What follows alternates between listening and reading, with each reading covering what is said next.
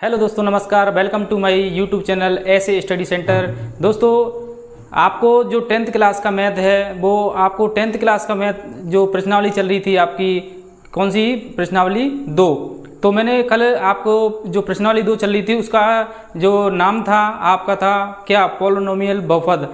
लेकिन मैंने क्या कराया था, इंट्रोडक्शन कराया था। उसके बारे में संपूर्ण रूप से मैंने बता दिया था कि पूरी प्रश्नावली में क्या क्या आने वाला है, वो मैंने कल ही बता दिया। अब अपनी प्रश्नावली शुरुआत करेंगे, लेकिन प्रश्नावली शुरुआत करने से पहले दोस्तों आपको हमें कमेंट बॉक्स में ये कमेंट करके बताओ कि जो कल हमने इंट्रोडक्शन वीडियो डाली थी वो किस प्रकार या कैसी लगी। तो हमें ये कमेंट में ज़रूर बताएं, और अगर अच्छी लगी हो तो हमें लाइक करके और हम बात करते हैं अब पॉलिनोमियल। तो क्या होता है पॉलिनोमियल बहुपद, इसको कहते हैं क्या, बहुपद। तो मैंने बहुपद बता दिया था। बहुपद यानी सबसे पहले मैंने बताया था कि पद दो प्रकार के चर और अचर। यानी चर जिसका मान है वो क्या है, अचर जिसका मान को परिवर्तित नहीं हो पाता है। फिर मैंने बताया था कि जो हमारा जो बहुपद है उसका घात के आधार पर वर्गीकरण करना था। तो घात के आधार पर वर्गीकरण वो 3 प्रकार से, बहुपद, द्विघात बहुपद और त्रिघात बहुपद, इस प्रकार से बताया था। अब मैं एक चीज़ आज आपको इम्पोर्टेंट चीज़ बताने वाला हूँ, उसमें आपको ये ध्यान रखना है क्या कि बहुपद है, बहुपद में आपको ऐसे कैसे पहचानेंगे कि ये बहुपद है, ऐसे कैसे पहचानोगे, तो ये बताने वाला हूँ मैं। आप इसको एक जो आपकी फेयर होती है उसके बॉटम होता है ना, ऊपर ही ऊपर, उस पर लिख लेना नोट डाल के। मैं लिखा देता हूँ नोट कि बहुपद घात हमेशा पूर्णांक होनी चाहिए। मैंने ये बताया था, होनी चाहिए। देखो पूर्णांक का मतलब क्या है, ये लिख रहा है ना पूर्णांक। तो पूर्णांक किसको कहते हैं, पूर्णांक। और मैंने बताया था कि पूर्णांक है वो 3 प्रकार का होता है।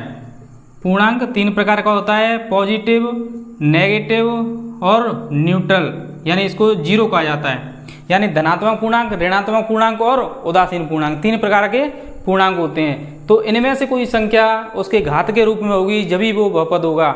जैसे आप एक एग्जाम्पल दे दूं मैं, जैसे मान के चलो मैं 4 सवाल दे रहा हूं, 4 में से आपको पहचानना है कि कौन सा बहुपद होगा कौन सा नहीं होगा। तो मैं देखो ये लिख दूं 3x + 9, पहला तो ये है।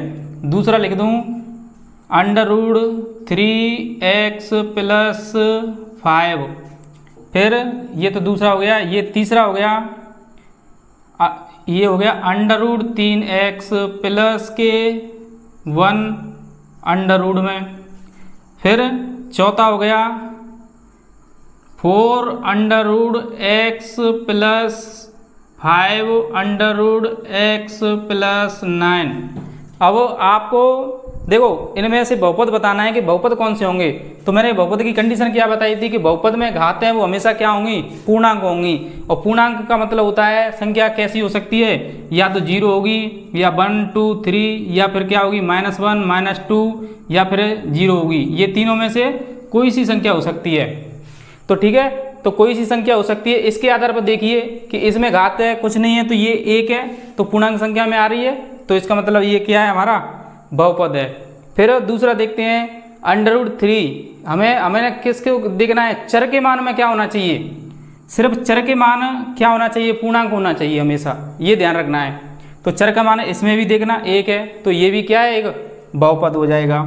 इसको देखो, इसमें भी देखो x की पावर कितनी है, 1, तो ये भी क्या हो जाएगा, क्या हो जाएगा, बहुपद हो जाएगा। लास्ट वाला देखो, इसमें देखो x की पावर में क्या लग रहा है, √, तो ये कभी भी √, वाली संख्या क्या है, पूर्णांक नहीं हो सकती, क्योंकि √, वाली संख्या क्या होती हैं, इरेशनल संख्या होती हैं। ठीक है, अब इसके बाद हम बात करेंगे। अब यहाँ तक तो ये तो समझ में आ गया होगा, और जो स्क्रीनशॉट लेना चाहे वो स्क्रीनशॉट ले सकता है। लेकिन इससे अब बाद में हम कराएंगे आपका क्या प्रश्नावली 2.1 जो मैंने बताया था कल शून्यांकों का ज्यामितीय रूप बताया था उसी प्रकार से है। सिर्फ 2 मिनट का टॉपिक है और 2 मिनट में आपका टॉपिक है वो यानी प्रश्नावली 2.1 है वो क्लियर हो जाएगी। तो दोस्तों इसको देखते रहिएगा और अपने दोस्तों के पास ये वीडियो है वो जितने से ज़्यादा शेयर हो सके वो शेयर कीजिएगा जिससे उनका ये प्रश्नावली है वो भी कंप्लीट हो सके।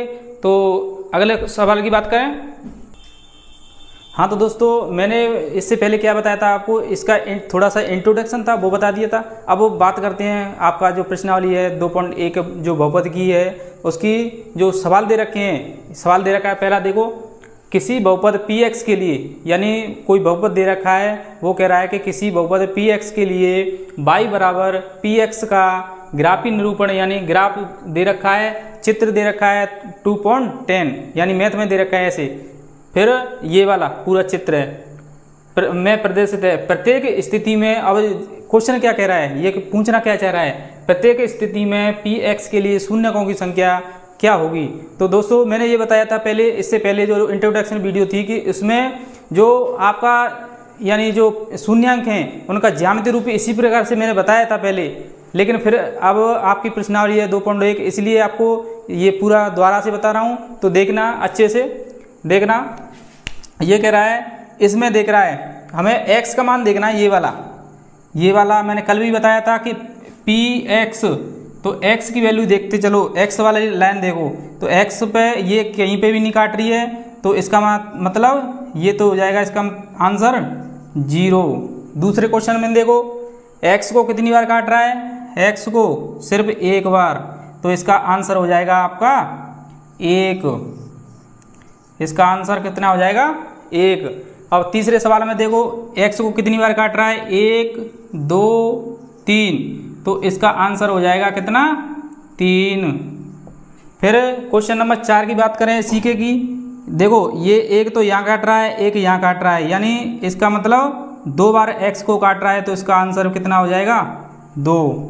क्वेश्चन नंबर 5 में देखो 1 2 3 4, तो ये हो जाएगा इसके 4 यानी x को 4 बार काट रहा है तो 4। अब क्वेश्चन नंबर 6 में देखो आप ही बताओ 1 2 3 1 2 3, तो इसमें आ जाएगा आपका 3।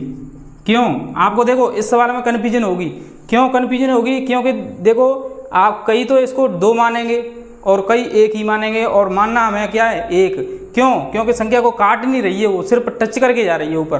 तो देखो 1 2 3 यानी 3 बार टच कर रही है उसको, तो इसका मतलब इसका आंसर यानी शून्यांकों की संख्या कितनी हो जाएगी 3। और इसमें भी 3, इसमें 1 और इसमें 4 और इसमें कितनी हो जाएगी 2, इसमें 1 भी नहीं होगी। क्यों, क्योंकि ये बाई को क्रॉस कर रही है सिर्फ।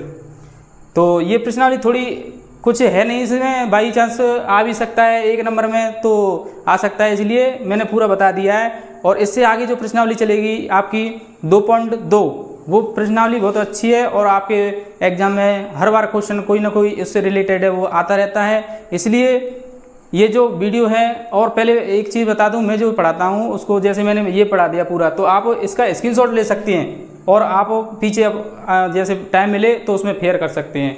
इसलिए तो दोस्तों आज के लिए फिर इतना ही, नेक्स्ट वीडियो के माध्यम से फिर मिलेंगे। प्रश्नावली रहेगी आपकी 2.2, तो उसके माध्यम से मिलेंगे। तब तक खुश रहिए, मस्त रहिए, मुस्कुराते रहिए। और हमारा जो चैनल चल रहा है YouTube ऐसे स्टडी सेंटर, उसको जितना हो अपने दोस्तों के पास शेयर कीजिए और उन्होंने बताइए कि ये फ्री में शिक्षा है, वो आपको मैथ है वो कम्प्लीटली और एकदम परफेक्ट तरीके से चल रहा है। तो उनको सबको बताइए, शेयर कीजिएगा, बेल आइकन दबाइए, लाइक कीजिएगा। थैंक यू दोस्तों, टेक केयर, बाय बाय।